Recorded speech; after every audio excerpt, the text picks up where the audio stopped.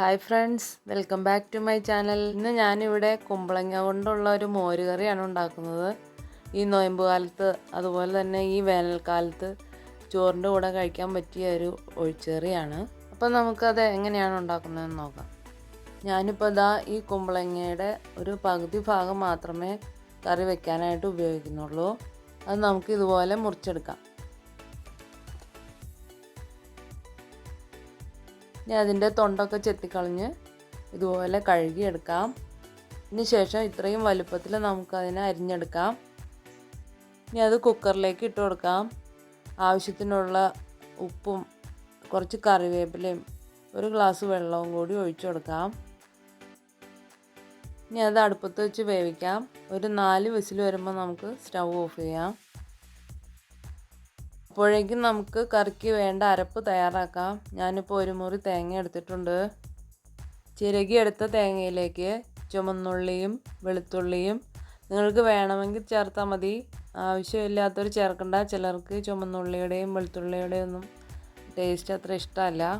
ഒരു 3 വറ്റൽമുളകും നിങ്ങളുടെ ആവശ്യത്തിനുള്ള കാന്താരിമുളകും അതുപോലെ നല്ല ജീരകവും ഇട്ട് കൊടുക്കാം, 1 ടീസ്പൂൺ.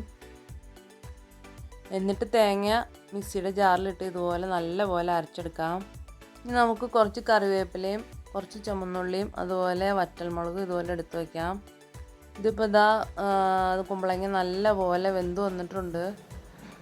ഇതുപോലെ വേവണം. ഇനി നമുക്കതൊരു മൺചട്ടിയിലേക്ക് ഇട്ട് കൊടുക്കാം.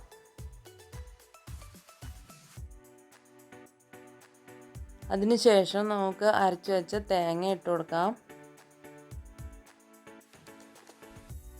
നന്നായി ഇളക്കി കൊടുക്കാം. ഞാൻ മിക്സിയുടെ ജാറിലേക്ക് 1/2 ഗ്ലാസ് വെള്ളം ഒഴിച്ച് ഒന്ന് കഴുകിയിട്ട് ഒഴിച്ചു കൊടുക്കാം.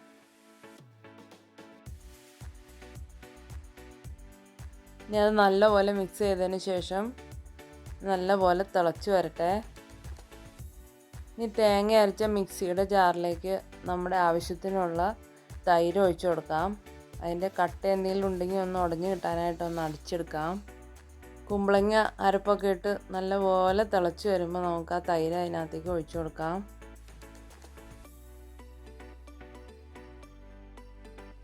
നന്നായി ഇളക്കി കൊടുത്തതിന് ശേഷം നമുക്ക് സ്റ്റൗ ഓഫ് ചെയ്യാം. എന്നിട്ട് ആ ചട്ടിക്കലം ഒന്ന് മൂടി വയ്ക്കാം. തൈര് ഒഴിച്ചതിന് ശേഷം ഒരിക്കലും തിളപ്പിക്കരുത്, അത് പിരിഞ്ഞു പോകും. നമുക്ക് കടുക് വറുക്കാനായിട്ടൊരു പാൻ അടുപ്പത്ത് വയ്ക്കാം. അതിലേക്ക് വെളിച്ചെണ്ണ ഒഴിച്ചു കൊടുക്കാം. വെളിച്ചെണ്ണ നന്നായി ചൂടായി വരുമ്പോൾ കടുക് ഇട്ട് കൊടുക്കാം. കടുക് പൊട്ടി വരുമ്പോൾ നമുക്ക് ഉലുവ ഇട്ട് കൊടുക്കാം. ഉലുവ നന്നായി പൊട്ടി വരുമ്പോൾ നമുക്ക് അരിഞ്ഞു വെച്ച് ചുമന്നുള്ളി ഇട്ട് കൊടുക്കാം. നന്നായി ഇളക്കി കൊടുക്കാം. ഉള്ളിയൊക്കെ മൂത്ത് വരുമ്പോൾ നമുക്ക് അരിഞ്ഞു വെച്ച വറ്റൽമുളക് ഇട്ട് കൊടുക്കാം.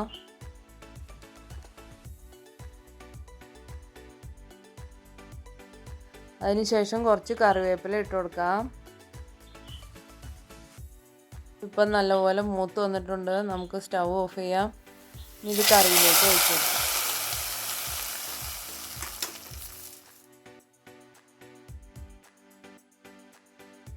കടുക് വറുത്തതിൻ്റെ ഫ്ലേവറൊക്കെ എല്ലായിടത്തും പിടിക്കട്ടെ. ഇത് അടിപൊളി ഒഴിച്ചേറി റെഡി ആയിട്ടുണ്ട്.